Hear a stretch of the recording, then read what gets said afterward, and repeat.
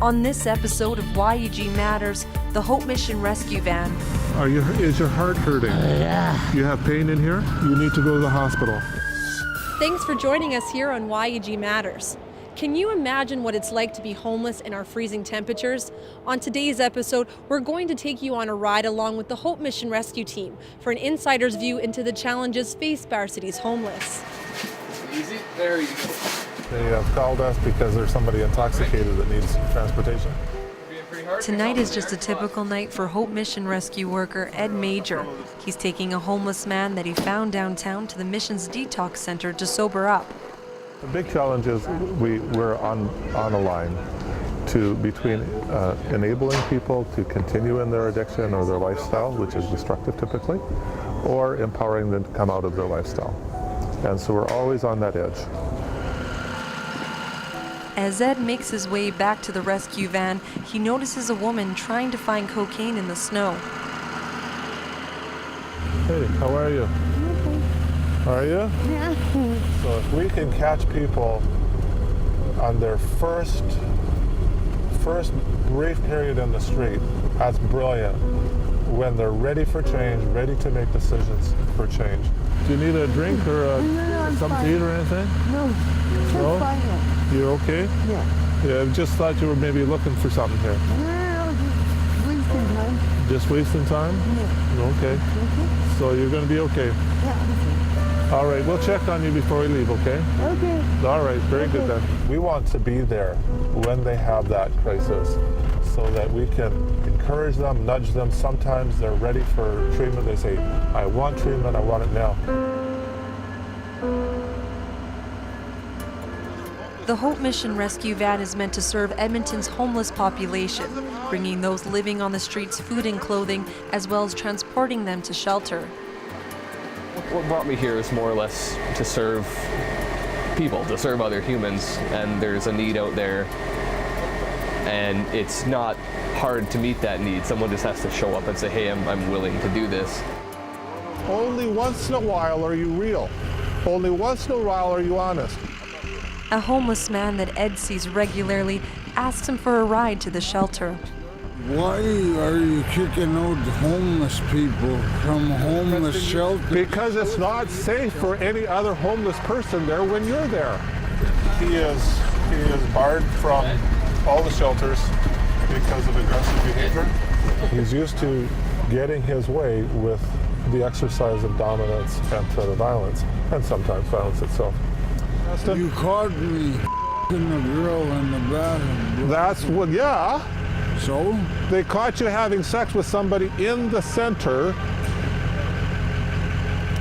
and the rumor has you paid for it. I didn't pay nothing for it. But he'd have to prove his willingness to keep his guard down. We want to help you. I've been trying to help you for years already, but you don't want to be helped.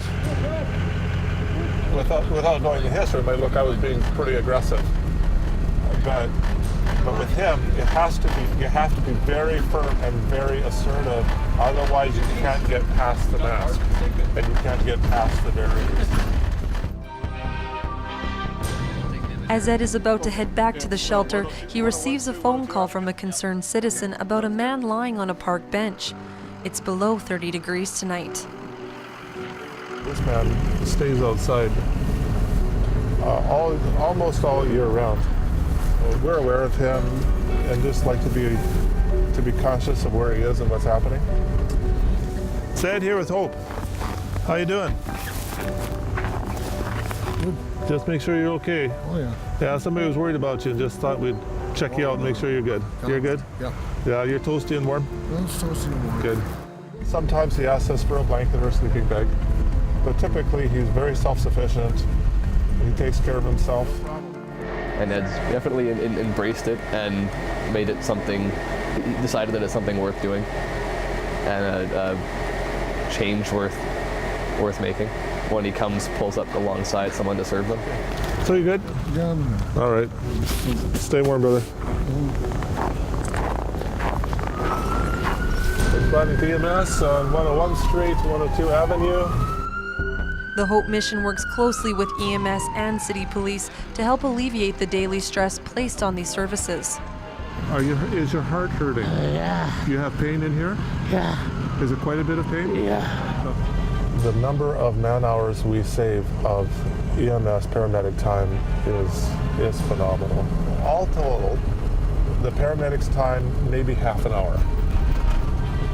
If it wasn't for the work that we do, those same paramedics could be with that person for 3 or 4 hours. Or red light. You're going to the hospital because you say you have chest pain. While the rescue team helps the man into the ambulance, a young man approaches Ed and asks him for a sandwich. Are you staying outside or? Oh yeah. You're good outside? Do you have everything else you need? Hair socks.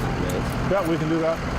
You have no idea how many people from the street that have had amputation because of frostbite. Toes, feet, legs, fingers. And so if we didn't have this kind of service, it would be a lot more. You guys don't have boots, eh? Stand off of those This things? is a nice job I had to do Oh, to brother. put my foot in there because they can't find me anything else. So Okay. now my feet are sore as Okay, hell. let's check these out. Oh, They yeah, say 12 on the bottom. That's, 12, 13. That's, They say 12, so let's check it out. oh, yeah. Oh, yeah, here. Why do I keep doing this work? The short answer is for the people. Some days it feels like we make a huge difference. Every once in a while, somebody we've been working with for even sometimes weeks or months is ready to make the decision to come off the street to change their lifestyle. And so we get them shelter and they start the journey out.